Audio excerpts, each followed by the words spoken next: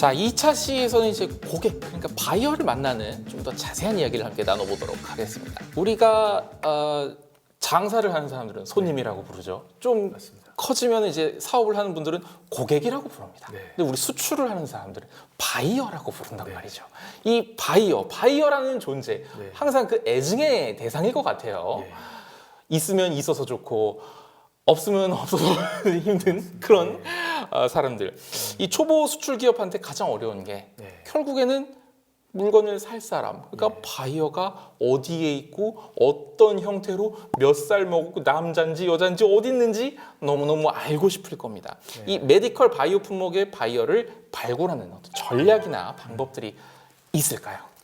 우선은 제가 말씀을 첫 번째로 드릴 게 이제 메디컬 바이오 쪽을 취급하시는 분들은 이 업종 자체가 사실은 난이도가 좀 있는 업종입니다. 그래서 우리가 단순하게 소비재나 공산품처럼 뭐 간단한 인증을 받고 판매하는 게 아니기 때문에 이 바이오나 메디컬 쪽은 그 인체에 어떤 영향을 줄 수 있는 그런 아이템이다 보니까 가장 중요한 부분이 인증에 대한 문제, 또 허가에 대한 문제가 가장 큰 이슈가 될 겁니다. 그래서 특히 이 메디컬 바이오를 취급하시는 기업이라고 하면 내가 어떤 국가로 진출을 할 것인지에 대한 전략적 선택이 좀 필요하고요. 왜냐하면 이게 이제 그 메디컬 바이오 같은 경우는 워낙 인증 비용이나 허가 비용이 비싸다 보니까 내가 전략적 국가 선정을 하지 않고 그냥 아무 시장이나 내가 가보겠다라고 하면 이미 방향성 자체가 굉장히 좀 어려워질 수가 있습니다. 그래서 생산을 하는, 제조를 하는, 개발을 하는 그런 메디컬 바이오 회사가 본인들이 주력으로 타겟팅을 해야 될 국가가 어디인지 그 시장 조사를 통해서 가장 본인들에게 이 어떤 마켓 사이즈를 제공해 줄 수 있는 국가 선정이 먼저 필요하다는 말씀을 좀 드리고요. 자, 그렇게 전략적 국가 선택이 이루어지고 나면 그리고 나서 이제 인증에 대한 문제, 허가의 문제에 들어가야 되는데 지금 국내에서 이 특히 메디컬이나 바이오 쪽에 인증 관련된 그 내용들은요. 한국에 있는 기관들이 직접적으로 그 인증서를 발행해 준다거나 허가를 해 준다거나 이런 기관이 없습니다.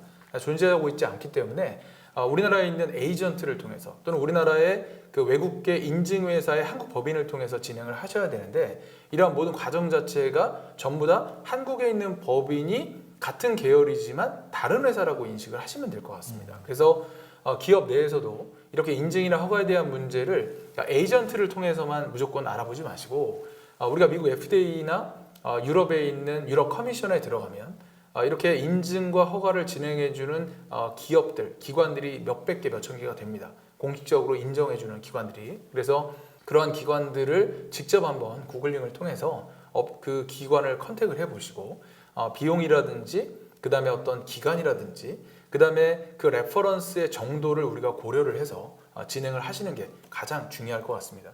바이오 발굴에 대해서 이 가장 기초적인 내용을 먼저 말씀드린 이유가 우리가 이렇게 인증이나 허가에 대한 문제가 클리어되지 않으면 바이어한테 오퍼를 해도 전혀 바이어들에게 어떤 임프레션을 줄 수가 없습니다. 우리가 일반 공산품 같은 경우는 짧은 시간 안에 인증을 받을 수 있기 때문에 그냥 뭐 제품을 인증 없어도 오퍼해서 마음에 들면 구매할 수도 있습니다. 그런데 메디컬과 바이오는 불가능합니다. 한마디로 인증이 획득되지 않고서는 아예 수입 통관 자체가 불가능하기 때문에 기업이 가장 먼저 고려해야 될 그 선택의 문제는 국가. 내가 정말 미국을 할 것이냐, 일본을 할 것이냐, 중국을 할 것이냐, 아니면 유럽을 할 것이냐. 내가 어떤 특정 국가를 전략적으로 선택한 다음에 그리고 나서 인증이 가장 빨리 나올 수 있는 그 과정, 프로세스를 빨리 우리가 학습하시고 나서 그리고 나서 가장 최적의 비용으로 결과를 낸 다음에 그리고 나서 바이어 발굴이 그 다음 넥스트 스텝이라고 생각이 좀 듭니다. 그러니까 이렇게 기본적으로 우리가 안을 가지고 바이어들 DB를 활용하거나 또 뭐 구글링을 하거나 또 예를 들어서 링크드인 같은 그런 전문 커리어를 연결해주는 플랫폼을 통해서 다양한 정보들을 좀 입수한 다음에 온라인 마케팅도 하고 또 전시회도 가고 또 화상 상담 같은 것들을 통해서 우리가 이미 인증을 시작하고 있다. 테스트를 하고 있다. 우리가 적어도 3개월 뒤에 6개월 뒤에 이렇게 인증을 득할 예정이다. 이러한 어떤 정확한 백데이터를 갖고 있지 않으면 바이어들의 첫 번째 질문이 100%거든요. 인증이 있느냐? 허가는 받을 예정이냐? 없다. 그러면 더 이상 얘기가 안 된다는 겁니다. 그렇죠. 이거 가방 사는데 가방끈이 있냐 없냐 이 문제나 다름이 없지 않습니까? 그렇죠. 그럴 수도 있죠. 그래서 이거는 저희가 특히 메디컬 의료기기는요. 대한민국에서도 특히 좀 그 관심 있는 그런 어떤 수출 종목 중에 하나인데 왜냐하면 부가가치가 높기 때문에 이게 기술력을 요하는 제품, 부가가치도 높기 때문에 안전성에 대한 문제도 가장 큰 이슈가 됩니다. 그래서 우리가 단순한 제품이 아닌 이러한 어떤 메디컬 바이어 쪽은요, 반드시 그 안전성에 대한 검증이 득해야 된다.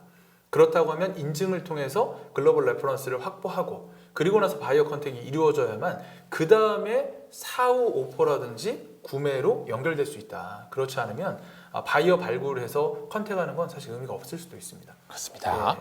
자, 그럼 이제 내가 다루고 있는 아이템의 성질을 잘 파악하고 네. 이것이 잘 팔릴 법한 타겟 시장을 먼저 정한다. 맞습니다. 그리고 예. 그 시장에 들어가기 위한 어떤 인증은 네. 또 국가마다 다 다르지 않습니까? 맞습니다. 인증이 무엇인지 알아보고 먼저 인증을 획득한다. 맞습니다. 그 다음에 이제 바이어를 만난다. 네. 까지 가면 이제 스텝이 착착착 네. 맞는 거군요. 자, 근데 이제 우리가 비행기 타고 날아가서 직접 만나가지고 손 잡고 아유 식사도 한번 하시고 술도 한잔 하고 이러면 너무 좋은데 네. 코로나 때문에 못 갈 수도 있고 또 뭐 맞습니다. 여러 가지 비용 문제 때문에 그리고 맞습니다. 내가 바쁜 만큼 그 사람도 바빠요 또 맞습니다. 보면은 예. 그래서 요즘은 화상 상담을 그렇게 많이 한다고 합니다. 그렇죠? 예. 이제 화상 상담에 초점을 두고 이야기를 한번 풀어보면 좋을 것 네네. 같은데요. 이 화상 상담이라는 개념, 화상 회의, 화상 상담이라는 게 네. 사실 코로나 때부터 이제 우리도 좀 적응을 하기 시작한 맞습니다. 예. 그런 프로그램인 거잖아요. 이제 코로나 기간 동안에 화상 상담 굉장히 활성화가 많이 됐는데 대표님의 경우에는 이거 좀 잘 써먹으셨나요? 저 같은 경우는 화상 상담을 통해서 성공 사례 기업이 됐기 때문에 저희는 화상 상담의 장점을 정확하게 알고 있죠. 그리고 화상 상담이 뭐 코로나 때문에 정말 이렇게 많이 확장이 됐고, 그다음에 수단 자체가 화상 상담밖에 없었기 때문에 우리가 하게 된 거지만, 사실 이미 코로나 이전에도 저희가 컨퍼런스 콜들, 특히 뭐 스카이프라든지 뭐 이러한 어떤 프로그램들을 통해서 실제로 바이어들과의 화상 대화들이 상당히 많이 있었습니다.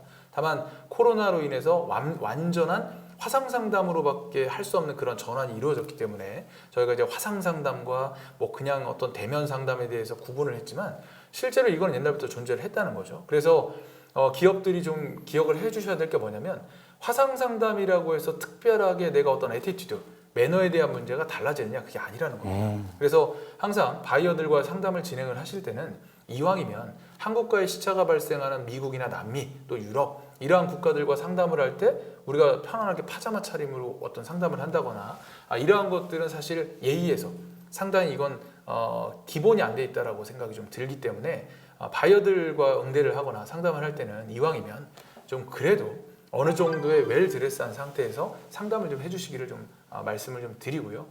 화상 상담은 사실 우리나라 기관들이나 유관 기관이나 지자체에서 상당히 많이 이 바이어 매칭 상담을 통해서 화상 상담을 하고 있는데, 이게 이제 많은 문제점과 또 장점들이 같이 공존을 하고 있습니다. 기업들이 먼저 꼭 기억하셔야 될 게, 내가 화상 상담을 하기 전에 이미 바이어에 대한 어떤 매칭 상담의 바이어 리스트를 우리가 확보를 하고 있고 컨택 포인트가 있기 때문에, 화상 상담 이전부터 사실은 우리는 바이어 컨택과 인콰이어에 대해서 우리가 사실은 답변도 하고 커뮤니케이션을 하셔야 되는데, 거의 대부분의 중소기업들이 상담하는 당일날 그냥 느닷없이 뿅 하고 나타나서 상담을 하는 경우가 거의 다라고 보시면 됩니다. 사람 관계라는 게 그렇게 안 되잖아요. 그렇죠. 그래서 결과가 안 나오고 그래서 상담에 대한 어떤 퀄리티가 굉장히 떨어지는 그런 구조다 보니까, 반드시 화상 상담하시는 기업들은 사전에 이미 커뮤니케이션을 좀 해보시고, 그다음에 자료도 전달해보시고, 그다음에 샘플 같은 것도 좀 전달할 수 있다면 미리미리 그런 과정들을 겪고 나서, 그리고 나서 이 유관기관에서 매칭한 매칭날 그때 어느 정도의 결과가 도출될 수 있도록 하시는 게 화상 상담의 가장 중요한 키포인트 중에 하나입니다. 이게 화상 상담은 대화의 시작이 아니라 대화의 그렇죠. 마지막이 되어야 맞습니다. 한다. 정확하게 말씀하셨습니다. 네. 이게 미리, 그러니까 샘플 같은 것도 저는 항상 궁금했던 게, 네. 아니 수출을 하는데 네. 이거 가서 만져보고 뭐 땡겨보고 찢어보고 해야 이게 고객이 신뢰가 갈 텐데. 맞습니다. 그러면 이전부터 전화, 메일 뭘 맞습니다. 통해서 물건도 미리 보내서 알아서 혼자 뜯고 찢고 하게 한 다음에 그렇죠. 자 예. 써보시니 어떠셨어요? 하면서 이제 화상 상담을 진행해야 거기서 얘기가 마무리가 된다. 이게 대화의 과정을 좀 이해를 해야 되는 거였군요. 제가 한 가지만 좀 덧붙여서 네. 말씀을 드리고 싶은 게, 저는 이제 17년 동안 무역을 하면서 거의 현장에서 바이어들 응대, 그다음에 전시회, 100회 이상 그 해외 전시회를 참가를 하다 보니까 바이어들과의 어떤 상담의 노하우, 대화의 노하우들이 좀 많이 축적이 돼 있겠죠. 그런데 화상 상담이라고 하는 카테고리를 뭔가 새로운 독립적인 카테고리라고 생각을 하고, 이 유관기관들이 정말 노력해서 만든 바이어들과의 상담이 정말 그 효과도 없이 이게 무의미한 어떤 시간이 되는 경우들이 너무 많다는 겁니다. 그래서 저는 정말 안타까운 마음으로 기업들한테 하고 싶은 얘기가 우리가 화상 상담이라고 하는 거가 성립이 됐다면 이거 자체만으로도 중소기업한테는 굉장히 큰 기회입니다. 그쵸. 그러면 화상 상담 당일이 중요한 게 아니고 이미 그 정보를 가지고 이미 사전에 바이어들에게 적극적인 팔로우업이라든지 그다음에 진성의 유무에 대해서 우리가 확인하는 좀 과정이 필요하다. 근데 이런 거 없이 그냥 상담을 할 경우에는 이게 정말 아무것도 없는 그런 상담으로 끝나는 경우가 많기 때문에 정말 기업인들 여러분들께서 담당자라든지 기업의 어떤 그 임원들께서 이 어떤 바이어들의 정보 자체를 습득했다, 획득했다. 이거는 너무 큰 우리에게 기회라는 겁니다. 이 기회를 헛되게 보내지 마시고 미리 진성에 대한 유무도 판단하시고 그 다음에 사전에 고객사로부터 어떤 질문들을 받았을 때 그 질문에 대한 그 진정성 이 사람들이 진짜 우리에게 제품을 구매할 만한 그런 바이어들인지 아니면 그냥 뭐 급조돼 가지고 상담을 하게 된 그런 바이어인지 우리가 질문 내용만 봐도 충분히 이해할 수가 있거든요. 그러니까 이런 부분들에 대해서 꼭 사전 상담을 위한 준비 작업이 반드시 필요하다라는 말씀을 좀 드립니다. 예. 시간은 소중하니까요. 맞습니다. 예. 그렇죠. 우리 이제 해외 바이어들과 이제 예. 상담을 할 때 이메일일 수도 있고 전화일 수도 혹은 스카이프나 줌 같은 화상 예. 형태일 수도 있겠습니다. 특별히 또 유의를 해야 하거나 뭐 네. 반드시 준비를 해야 하는 점, 뭐 방금 얘기해 주신 네. 분도 있습니다만은 뭐 에티켓이라던가 네. 혹은 말의 의도에 있어서 한국 사람이 한국 사람을 대하는 것과는 좀 다른 부분이 네. 있을 수도 있을 것 같아요. 네. 어떤 점들을 주의하면 좋을까요? 제가 최근에 이제 겪었던 그 기업들, 파트너사들을 통해서 제가 굉장히 좀 안타까운 점들을 많이 발견하게 됐는데요. 어떤 거냐면 시차가 다른 국가들하고 상담을 하면서 너무 늦은 시간에 상담을 회피하고 소위 말해서 브라질 상파울로 같은 경우는 한국하고 딱 12시간 차이이기 때문에 딱 차이 나네요. 지금 저희 시간에 12시간 전이라고 생각하면 됩니다. 그러면 한국 시간 밤 7시에 그들은 업무를 거의 시작을 하는 브라질은 아침에 일찍 시작을 좀 업무를 하는데 자 이러한 상황들 속에서 밤에 10시에 만약에 상담을 하길 원한다. 그들의 10시이기 때문에 그런데 많은 분들이 10시는 너무 늦다. 또 예를 들어서 밤 12시에 상담을 하기를 원한다. 그러면 이거 너무 늦은데 아니, 물건 팔아야지. 제가 그러한 현장을 목격하면요 막 눈물이 납니다. 그래서 속 이상하네. 아직 그 배고프지 않는 것 같다. 그러게. 이 바이어의 소중함과 이 바이어에 대한 그 간절함들이 부족한 거가 아닌가. 그런데 그 회사들을 바라보면 매출액도 얼마 안 돼요. 매출도 얼마 없고 소위 말해서 대출로 연명하는 기업들도 굉장히 많거든요. 그런데 적극성이 떨어진다. 그러니까 진정성이 떨어진다. 그러니까 절박감이 없다 보니까 내가 나의 시간을 살아가겠다라고 하는 분들이 되게 많거든요. 이거는 정말 취직을 하지 그러면. 그러니까 그냥. 말이 안 되는. 근데 그런 것들이 실제로 많이 있거든요. 그렇구나. 그래서 저희가 정말 안타까운 대한민국은 수출 중심의 국가입니다. 수출 주도형 국가고 대한민국의 전체 GDP의 70%가 무역을 통해서 만들어지고 있기 때문에 우리는 수출하지 않으면 굶어 죽는 나라입니다. 반드시 수출을 해야 되는 구조이기 때문에 우리가 셀러의 입장으로서 바이어들에 맞춰줘야지. 우리가 셀러인데 우리가 예를 들어서 그 삼성전자의 그 유광 그 반도체 장비를 납품하는 그런 어떤 네덜란드 업체처럼 우리가 을인데 갑으로 역할을 하는 거는 이건 잘못된 거거든요. 그러니까 그들의 시간에 맞춰서 우리가 대응해 줄 수 있는 그런 어떤 적극성과 진정성이 정말 중요한 요인 중에 하나라고 보는데 이런 시차에 대한 극복을 잘 못하시다 보니까 바이어들이 오히려 일찍 일어나서 상담을 해야 되는 세상에. 이러한 일들이 사실 세상에. 많이 존재한다는 겁니다. 예.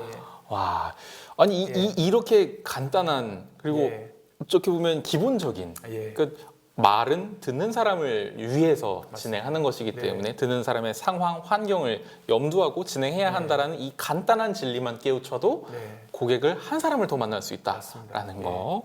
그리고 이 매출에 지금 잠이 오니라는 네.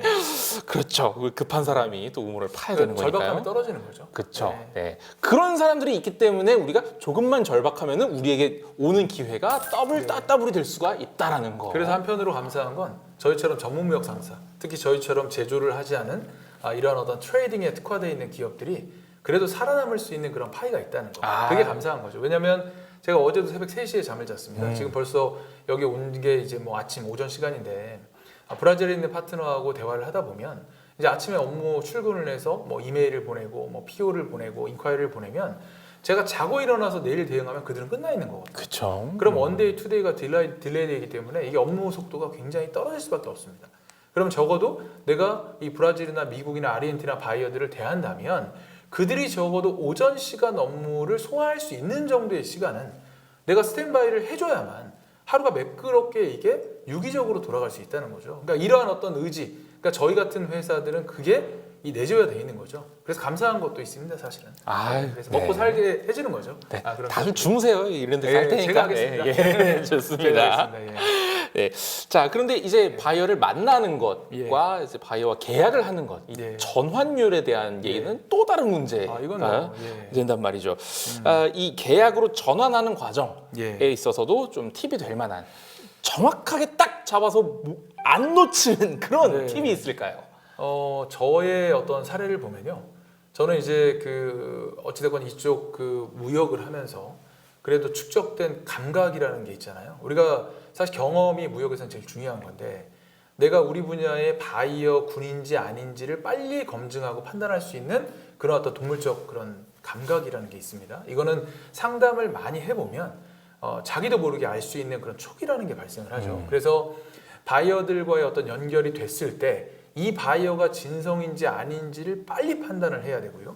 그러니까 그들이 요구하는 게 진짜인지 아닌지에 대해서도 우리가 빠른 검증이 좀 필요합니다. 그런데 바이어들이 요구하는 사항이 뭔가 진정성이 있고 정말 프로젝트가 이러한 것들이 있을 법하다라고 판단이 되면 우리가 샘플 대응이라든지 바이어들이 요구하는 어떤 서류 대응에 있어서 한국적인 정서를 하면 안 됩니다. 저희가 밥 먹을 때는 빨리빨리를 적용하고요. 그다음에 차 탈 때 빨리빨리 적용하고요. 비행기에 내릴 때 빨리빨리 적용하거든요. 근데 업무 대응은 빨리빨리가 안 돼요. 여러분들 꼭 기억해야 될 게 제가 미국 바이어한테 들은 얘기 중에 하나가 뭐냐면 저한테 대기업이세요? 라고 하는 말을 들었습니다. 이 말은 뭐냐? 왜 속도가 뒷받침되지 않느냐? 중소기업하고 거래하는 이유는 딱 한 가지다. 스피드 경쟁력이다. 우리가 필요한 것들을 지금 right now 뭔가 대응해 줄 수 있는 그런 스피드 경쟁력이 있기 때문에 중소기업하고 거래를 하는 거지 안 그러면 대기업하고 거래하지 왜 중소기업하고 하겠느냐. 제가 이 말을 몇 년 전에 듣고 굉장히 쇼크를 받았습니다. 저도 상당히 빨리 대응하는 사람 중에 한 명인데 와 바이어들의 니즈 그 사람들은 지금 당장 필요한 겁니다. 그러니까 이러한 지금 마음가짐으로 우리에게 인콰이어를 했는데 일주일 뒤에 한 달 뒤에 답변을 한다 끝났다고 보시면 됩니다. 그래서 즉각적인 대응력, 스피드 경쟁력을 중소기업은 반드시 확보를 해야 된다는 말씀을 드리고요. 그 다음에 우리가 이미 바이어를 대응할 수 있는 기초 서류들이 준비가 돼 있어야 됩니다. 바이어들에게 어떤 데이터를 보냈을 때 바이어로부터 계속 추가적인 질문이나 요청사항이 들어오면 안 되거든요. 그런데 우리가 처음에 데이터를 보낼 때 모든 내용들을 다 완벽하게 준비해서 보낸다면 바이어들의 질문이 아마 돌아오지 않을 겁니다. 그러면 제품에 대한 검증을 하고 샘플을 발주하거나 샘플을 받아보고 그거에 대한 어떤 그 이니셜 오더, 파일럿 오더가 이루어질 수 있거든요. 짧은 시간 안에. 그런데 이러한 것들이 갖춰지지 않으면 계속해서 질문을 받고 대응을 하다 보면 바이어가 어떤 인식을 하느냐. 얘네들은 아마추어구나. 수출을 많이 안 해봤구나. 그래서 바이어들이 이런 기업과 내가 거래를 해야 될까라고 하는 의구심이 들 수밖에 없다는 겁니다. 저희 회사가 비록 큰 회사는 아니지만 저희 회사 멤버들은 대부분 다 외국어를 하고요. 디자이너가 있고 그래서 이 수출 마케팅에 최적화되어 있는 구조가 돼 있는데 저희는 바이어가 오늘 얘기를 하죠. 오늘 디자인을 바꿔서 그들이 원하는 걸로 밤이 넘어가기 전에 대응을 합니다. 그들이 선택을 빨리 할 수 있도록. 그런데 제가 생각하기에는 저희 같은 속도로 진행하는 회사가 많지는 않을 것 같습니다. 그래서 최근에 저희가 바이어들로부터 거래하는 규모가 바이어가 뭐 조 단위에 넘어가는 회사가 2개나 있고요. 몇백억 되는 회사도 있고 1000억이 넘어가는 회사도 있는데 그분들로부터 받는 피드백이 뭐냐. 너희들은 정말 프로페셔널하다. 너희들은 정말 우리가 신뢰할 만하다. We trust you라고 하는 말을 해주거든요. 그러니까 저희가 제조를 하지 않음에도 불구하고 그들이 원하는 간지러운 부분들을 정확하게 저희가 대응을 하고 그 다음에 그분들이 신경 쓰지 않도록 저희가 모니터링을 해서 샘플이 도착을 했다, 통관에 문제가 생겼다 이러한 것들을 저희가 팔로우해서 그분들이 신경 쓰지 않고 제품 받아서 우리가 편안하게 뭔가 거래가 진행될 수 있도록 하는 거 이게 정말 저희가 가지고 있는 노하우 중에 하나입니다. 그리고 실력, 전문성이 뒷받침이 안 되면 일이 안 된다고 보시면 됩니다. 저는 제가 뭐 영문학과의 경영학과를 복수 전공을 했지만 전기전자 쪽에서 10년 이상 엔지니어 정도의 수준으로 회로를 이해하고 금형을 이해하고 바이오를 상담을 했고요. 메디컬 디바이스를 취급할 때 인증에 대한 영역은 대한민국에서 제가 원 오브 베스트가 돼버린 상황입니다. 그래서 인증에 대한 문제도 누구보다 잘 알고 있고 구조도 잘 알고 있고, 자, 이런 일을 하다 보니까 바이어들과 상담에서 이 바이어가 느끼는 감정이 뭐냐, 내가 만나는 션이라고 하는 사람, 유창남이라고 하는 사람이 정말 이 분야에서 잘 알고 있구나. 제품만 잘하는 게 아니고 프로세스도 정말 잘 알고 있기 때문에 우리가 별로 신경을 쓰지 않더라도 당신들이 적절하게 대응해서 우리가 편안하게 거래할 수 있겠구나 라고 하는 생각을 좀 하는 것 같습니다. 그래서 제가 경험하는 거는 이 전문성 부분, 그리고 빠른 대응력, 스피드 경쟁력이라고 생각을 하고요. 그 다음에 우리의 어떤 애티튜드, 그러니까 정성적인 부분, 내가 정말 당신과의 거래에 있어서 진정성을 가지고 할 수 있다라고 하는 그런 어떤 의지의 문제들이 복합적으로 작용을 해서 이렇게 해서 어떤 결과물들이 좀 빨리 나오지 않나라고 하는 그런 생각을 하고 있습니다. 이 속도와 전문성 두 가지 얘기를 맞습니다. 해주셨는데요. 이 전문성이라는 게 사실은 뭐 우리 뭐 대학도 안 나온 사람도 있고 뭐 맞습니다. 나왔다고 하더라도 전혀 상관없는 맞습니다. 전공인 경우가 네네. 대부분인데 네. 내가 이 제품을 판매하기 위해서 네. 적어도 고객보다는 당연히 뭔가를 더 알아야 되는 맞습니다. 거고, 이 제품을 둘러싸고 있는 어떤 환경, 지금 시대적인 흐름, 네. 이런 것들에 대해서 솔직히 한 일주일 열흘만 공부하면은 네. 준전문가까지는, 그러니까 어디 가서 그럼요. 전문가 인척은 할 수 있잖아요. 맞습니다. 사실. 그래서 그 정도의 노력만 일단은 먼저 해보는 것이 중요하고, 또 이제 속도와 관련해서는 네. 무조건 빠르게, 무조건 답변은 짜장면보다 빠르게 나온다라는 생각으로 응대를 해라. 그리고 이제 들으시는 분들 중에 좀 그런 분들이 있을 것 같아요. 아니, 저 올릭스는 좀 연차도 있고 그러니까 어떤 질문과 답변의 패턴이 다 있어서 FAQ가 있고 그걸 그냥 탁 통째로 올리면 끝 아니야? 그거를 이제 지금부터 만들면 되는 거잖아요. 사실 맞습니다. 예. 사람 물어보는 게 거기서 거기잖아요. 그러니까 그 패턴화하고 정리하면서 우리 회사만의 답변 시스템을 갖추게 되는 것, 이런 것들을 또 신경 써가면은 우리 작은 회사들이 시작할 때 굉장히 좋지 않을까. 했던 고생 또 안 하는 게 역시 회사에선 최고죠. 두 가지 속도와 전문성에 대해서 얘기를 해주셨습니다. 바로 이 두 가지가 바이어와 상담에서 계약까지 이어지는 첩경이다. 제일 중요한 두 가지 항목이다라고 얘기를 해주셨습니다. 우리가 사업을 하는 데 있어서, 또 장사를 하는 데 있어서 제일 중요한 게 구매 유지, 고객 유지, 리텐션 부분입니다. 바이어분들과 계약한 이후에 또 관계 형성, 관리 이런 것들이 계속 필요할 것 같습니다.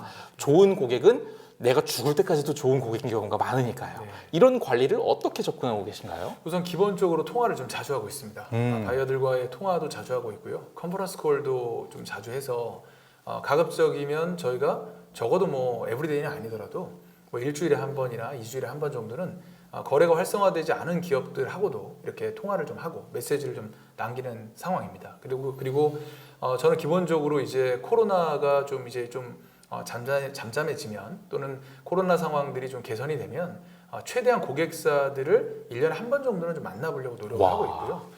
그래서 올해 같은 경우도 벌써 제가 미국에 한 2주 정도 갔다 왔고요.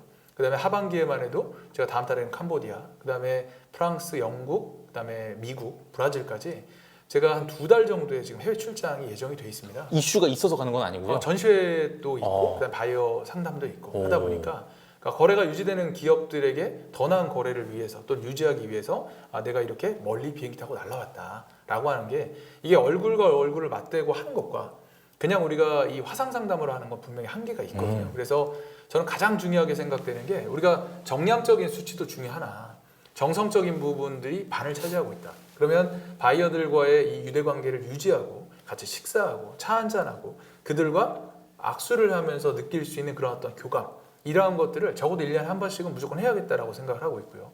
비즈니스가 잘 되고 있는 국가들은 더 자주 가죠. 특히 제가 일본 같은 경우는 코로나 이전 같으면 뭐 한 달에 한 번, 두 번씩 들어갈 정도로 일본에 있는 바이어들과의 밀접한 관계 형성, 그리고 일본 가는 거는 비용이 크게 비싸지 않았기 때문에 넘어가서 저녁에 뭐 간단하게 뭐 이 남아비루 이 맥주 한잔 하고 밥 한번 먹고 들어오는 그런 어떤 그 짤막한 순간들을 통해서 이 바이어들의 어떤 신뢰성 확보, 이러한 것들이 유지가 됐거든요. 그래서 제가 17년 거래하면서 제 고객사들이 현재 다 남아 있다는 게, 이거 제가 벌써 이직을 하고 창업을 하는 과정이 17년이 됐는데, 그럼에도 불구하고 17년 전에 만났던 고객사와 지금도 가족 간의 이런 방문들이 이루어지고, 그 가족 간에 이런 교류가 된다는 건 이건 제가 무역인으로서 정말 이 자부심과 어떤 긍지가 있는 그러한 어떤 점이지 않나라는 생각을 합니다. 그래서 이왕이면 최대한 많은 통화, 그다음에 메시지, 그다음에 가급적이면 이 화상으로라도 얼굴을 그래도 좀 지속적으로 보고 한 번씩은 좀 대화할 수 있는 그러한 상황. 그러니까 우리가 줌이나 스카이프가 아니더라도요. 왓츠앱이나 라인이나 이러한 것들을 통해서 가끔 그냥 영상으로 전화만 하는 겁니다. 그러면 얼굴을 볼 때와 그냥 메시지를 보낼 때는요. 느낌이 완전 다르죠. 그러니까 이러한 부분들을 꼭 기억하셔가지고 여러분들이 적극적인 관계 형성, 그런 사실 우리가 이 잦은 대화, 커뮤니케이션이 가장 중요한 부분이라고 생각을 합니다. 괜히 그 뭐 BTS 엽서라도 한번 보내주고. 그럼요. 네, 그러면 이게 생각보다 되게 간단합니다. 그렇죠. 네, 그러니까 뭔가 비법이란 게 없고 네. 원칙만 존재하는 게 네. 인간 관계. 그럼요. 그리고 인간 관계를 대하는 데 있어서 한국 사람이 한국 사람 혹은 외국 사람을 대하는 데에서 어떤 그 무슨 묘수가 있는 게 아니라 네. 사람이 사람 만나는 것이고 맞습니다. 무역인이 무역인을 만나는 것이기 네. 때문에 우리가 지금 궁금한 것들 혹은 무역인들 전 세계 무역인들 사이에서 이슈가 되고 있는 것들을 한번 뭐 가볍게 대화나 한번 나눠보고 하는 그런 과정들이 중요하다. 네. 아 이게 참 원래 참 좋은 강의는 네. 원칙으로 돌아가지 않습니까? 맞습니다. 아 계속 돌아가고 있습니다. 네. 너무너무 좋네요. 자 이제 바이어들을 만나는 데 있어서 어떻게 대할 것인가 가장 원칙적인 부분, 가장 기초적이고 가장 중요한 부분들에 대해서 이야기 나눠봤습니다. 2차 시 여기서 마무리할게요.